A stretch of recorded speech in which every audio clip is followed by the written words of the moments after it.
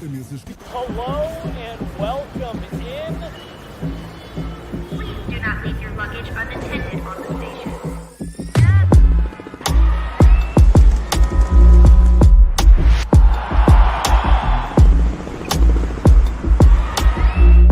Welcome to the show. Good morning and happy Monday. Liv Moods here for your Guerilla Sports Daily, talking all things sports. We've got a little bit of football. Obviously, the Olympics have wrapped up. What a fun time. The USA dominated in many, many ways. So we've got a lot to talk about there. But we're going to start off with a little bit of football. Drop it in the chat. How are we doing this morning? I feel like we kind of talked a little bit in the studio just now. It really feels like a Monday. This Monday is Mondaying for sure. I've had a coffee already, as you guys can see. It's in the frame. Sorry, producer. We are here with an energy drink, a coffee. Jay is on the board, hanging out with me this fine Monday morning. And yeah, we're just chilling. We're having fun, but it definitely feels like a Monday. So we are going to have as much fun as we possibly can. I'll try to keep my eyeballs open and not fall asleep on you guys because we've got some fun stuff to talk about. I want to start with the football stuff before we get into the Olympic stuff. And I'm also going to head to Twitter really quick, toss our video a little retweet and let everybody know it's Monday. Come hang. I'm typing that right now. It's Monday. Come hang. That way we can get some more people in here. But if you are here, drop it in the chat. Let me know you're here. Happy Monday, good morning, and let's get into some conversation, shall we? Okay, we're starting off with football. How do you feel about Jerry Jones? I personally have never been a fan of Jerry Jones, okay, for many, many reasons. Things he said, the way in which he has driven this franchise into the dirt. But Jerry Jones had to do a little bit of backtracking, actually, after stating that signing CeeDee Lamb was not an urgent matter. Excuse me, Gerald, not sure what your full name is. Gerald, I am not sure if you understand just how important CeeDee is to this offense. He is your offense, okay? And basically, in you saying that it's not an urgent matter, I'm sure makes CeeDee feel like, is this the place for me? Should I be a Dallas Cowboy? Am I wanted here? Okay. We see these athletes all the time holding out for a contract so they can get their money, they can get their bag. That's what CeeDee's doing. And Jerry Jones says it's not an urgent matter. Well, it absolutely should be. Okay. He backtracked, though, before the preseason game, Rams versus Cowboys, just yesterday.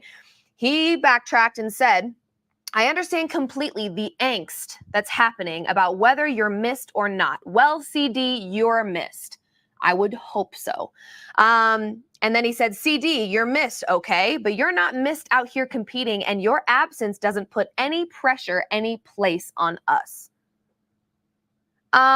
Well, it most certainly should, Jerry, because the last time I checked, Dak Prescott has not proven that he is the guy that can take you to the Super Bowl without offensive weapons pretty much all around him. And even then, I'm not sure he can do it. Okay, so I would tread lightly talking about your best offensive player, Mr. Jerry Jones. CeeDee, they need you maybe more than you need them. And that's a fact. So anyway, not a huge fan of Jerry Jones. He's running his mouth again. Not a fan. What I am a fan of, though, is Tyrese Halliburton and his ability to troll himself, okay? He beat the trolls to it. He said, basically compared his getting a gold medal, having had the fewest minutes played for Team USA, basically compared it to being in a group project, not doing any work, and getting an A. And I love that he jumped the gun, he beat the trolls to it, he clowned himself, and he's a good sport. Ultimately, he's a good sport. But I do want to play devil's advocate because there was a morning that I talked about Jason Tatum and Steve Kerr and everyone. Actually, I was pretty shocked at how well the social clip did because people were kind of up in arms. I read Jason Tatum's stat line. They felt like I was disrespecting the NBA champion. No, actually, I think Steve Kerr was the one that was allegedly disrespecting Jason Tatum. But in the same breath, you could say, well, Steve Kerr did coach this team and they did win a gold medal. What more do you want, right? That's the whole purpose of representing Team USA is to get the gold, and they did that. So not playing Jason Tatum, however you feel about it, it's not like it was detrimental to this team. They still won gold. Now, I do want to play devil's advocate, though. I want to give a little bit of love to Jason Tatum because there's been some quotes that have kind of floated around the universe in terms of how he feels about, how humbling this experience was and how difficult this experience was, just because at the end of the day, these are grown men that have a level of ego about them because they're competitive and they want to be the best. And I can't imagine that it feels very good being an NBA champion, being a part of the best basketball team in the USA right now and not getting minutes representing the USA. Can't imagine that feels good. But even more than that, I do think it's important to remember that these athletes give up their off season. They sacrifice their off season, not just an off season of rest and rehab for their bodies, but also an off season where they could be, having this much of a social life, spending time with their family. Jason Tatum has a son that we all know and love. So kind of difficult, to give that up and then to not be playing in Paris representing Team USA. Now, you could also make the case that being there and getting gold is honor enough, and these players should just be happy to be there. True. But I also can imagine that it's difficult for a guy like Jason Tatum, who is very talented, we know, just won an NBA championship and not getting minutes. He had the third fewest minutes out of this Team USA roster. Third fewest. Halliburton, obviously dead last and a great sport about it. But Jason Tatum, I think, probably has some frustrations. And I've seen some Boston Celtics fans sharing those frustrations as well, feeling like Jason Tatum may have been disrespected, that Steve Kerr did not know what he was doing and kind of went about things in a backwards way. Yeah. I mean, there was conversations about KD not starting because he was injured at one point and then he was starting and Jason Tatum didn't get enough time. And Steve Kerr maybe made it sound like he regretted it and then he played him and then he stopped playing him. I mean, just very polarizing coaching maybe by Steve Kerr as Team USA fought for gold. But at the end of the day, they won gold. That was their ultimate goal. They accomplished that. So can't be too mad at Steve Kerr right now because he clearly did enough to help get them where they got. And of course, their talent speaks for itself. But do think it's worth playing devil's advocate a tiny, tiny bit and saying they do give up their offseason. They do sacrifice their time and their rest to be in Paris representing Team USA. So I can imagine the frustration when you don't play, especially when you don't play and you're an NBA champion. So for that, I will give Jason Tatum a little bit of credit. But I do love how great of a sport Tyrese Halliburton is. He is the best. Okay, speaking of Team USA, how did we do? How did we finish? Well, the USA is on top, baby, okay? The USA is on top. If you guys followed the medal count and who had the most golds throughout the Paris Olympics 2024, the USA and China back and forth, neck and neck. It felt like a very close race. China would pop on top and then we would pop on top. But where the U.S. solidified their greatness was in the total medal count. As you can see, they had more total medals than China, and we ended up tying with China at 40 gold medals, but a total of 126 for America. It's a great day to be in the USA. Shout out to Team USA for representing. We love it. So shout out to USA. What a great showing for Paris 2024 Olympics. Love, love, love. Now, speaking of medals, while we're on this conversation of gold, bronze, silver, blah, blah, blah, blah, blah. Medals matter, okay? When you have worked so hard, sacrificed time, energy, all the things to be in the Olympics, because the training doesn't just happen a month before. This is something they train years for, okay? Every 4 years, we get an Olympics, and these athletes train for years leading up to the next Olympics. And so winning a medal is a big deal. That's like kind of their whole purpose in training so hard is to medal, okay? And Jordan Childs is being punished for somebody else's mistake, and I just can't wrap my head around this. She was stripped of her bronze medal that she received for her floor routine after it was ruled that Childs' coach had filed a scoring inquiry 4 seconds too late. 4 seconds too late. They didn't catch it in the moment, so she was still awarded the bronze. And then later, after some, after the fourth place, who ended up getting the bronze because it was stripped from Jordan Chiles, they kind of went and said, hey, we actually don't think this is right. The U.S. Olympics said, you're right. It's not right. We're going to strip Jordan's medal away and give it to the person that it should have gone to originally. And to me, that is just horrible. This feels like an absolute disregard for her feelings. There's a lack of professionalism happening here. There's a lack of accountability by the Olympics to just say, hey, we made a mistake. Let's give you both a bronze medal. I mean, come on. It wouldn't kill you. It just feels like a very unfair situation. Like I said, complete disregard for how this made Jordan feel and just a lack of accountability being taken here. And Jordan is unfortunately being punished for somebody else's mistake. And I really, really hate that for her. So not a fan of how they handled this. I feel like you just give them both the bronze. You swallow your pride. You say, we made a mistake. We can't let this happen again, but we're also not going to take her bronze medal away that she's now celebrated for a few days now. Jordan did take to her social media, posted 4 broken hearts on her story, and then posted another statement saying she was going to take some time away from social media. And I think she's right on the money making that decision, because this has got to be a pretty emotionally destroying process to have to go through, and definitely not fair. So Jordan, we love you. You deserve better. And the fact that they couldn't take accountability for making a mistake and they made it your problem is just not cool. Just not cool. Lack of professionalism, and I'm not cool with it. Finally, Noah Lyles. And I'm sure you're like, yeah, Liv, we know, he had COVID and he ran. By the way, that is wickedly impressive. I believe he got a bronze or a silver. Maybe he got second place. No, I think it was third. Bronze or silver. He didn't win, but he did medal. He then collapsed on the track, had to be taken off in a wheelchair because he did test positive for COVID. He ended up taking himself out of the Olympics from that moment moving forward.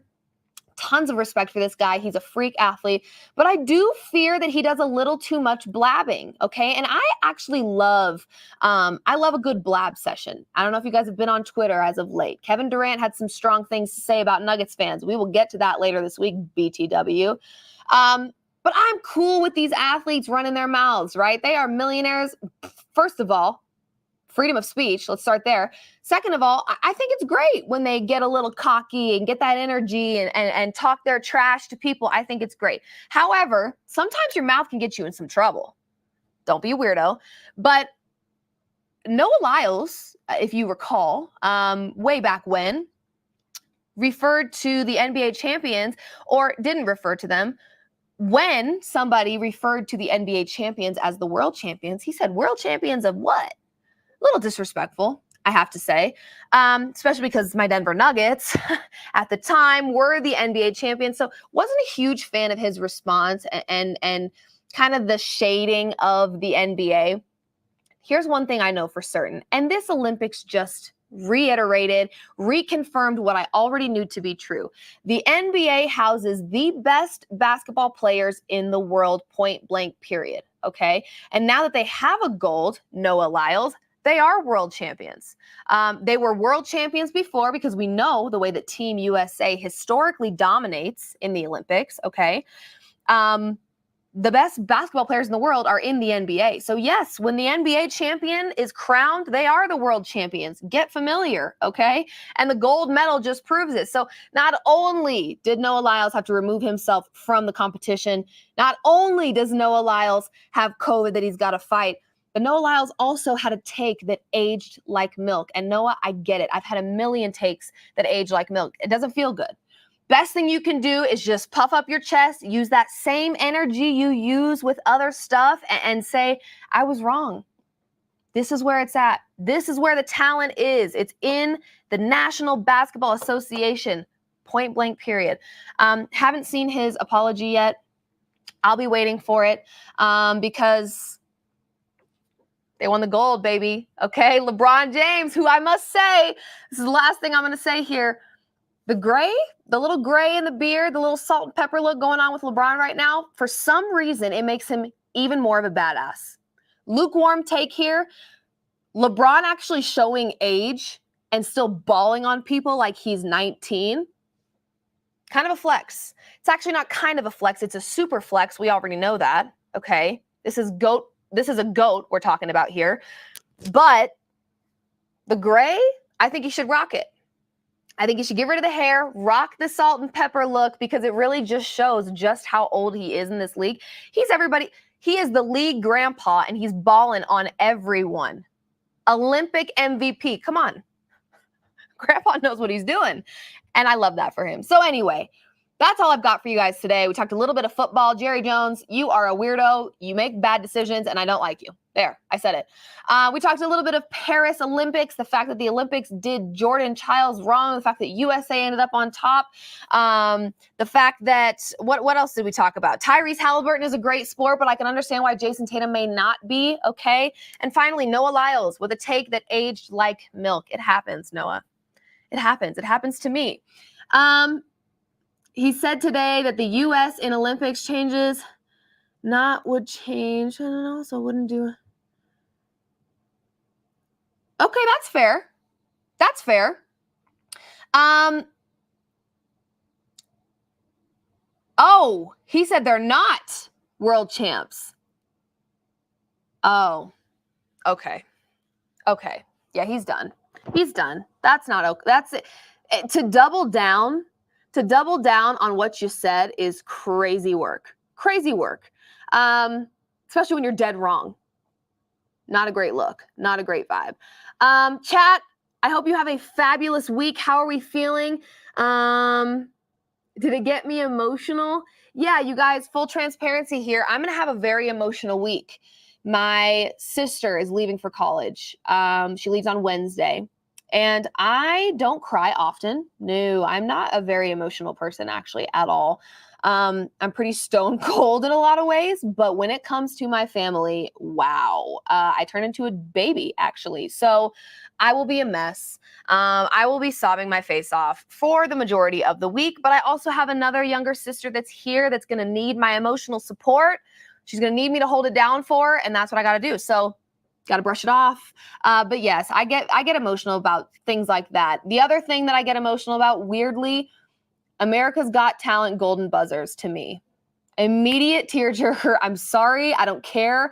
It could be a very stupid performance. It could be something that's not worth the golden buzzer. The second they smack that button, I am bawling my face off. So anyway, I say that, and then I also say in the same breath, I'm not an emotional person. I'm really not. But those are the things that they get me. Either way, you guys, I appreciate you so much, more than you know, for being here. And I will be back again to do another daily this week. We will also have some mailbags dropping soon, some Nuggets questions that you guys submitted. Make sure you are always submitting your questions to our mailbag every week. We've got NHL questions being answered by Jesse. We've got NFL questions being answered by Nate. And we've got NBA questions being answered by me. So make sure you're always looking out for those so you can drop your questions. I will be live again later today, 2 p.m. Mountain Time, with Nate Jackson talking all things Denver Broncos and Bo Nix. The Broncos are winning a Super Bowl. You heard it here first. I'm kidding. Settle down. But we will see you later today, and you will see Jesse in this chair throughout the week as well, doing some Guerilla Daily for you. So thank you for being here. Happy Monday. Have a wonderful week, and we will see you later. Bye.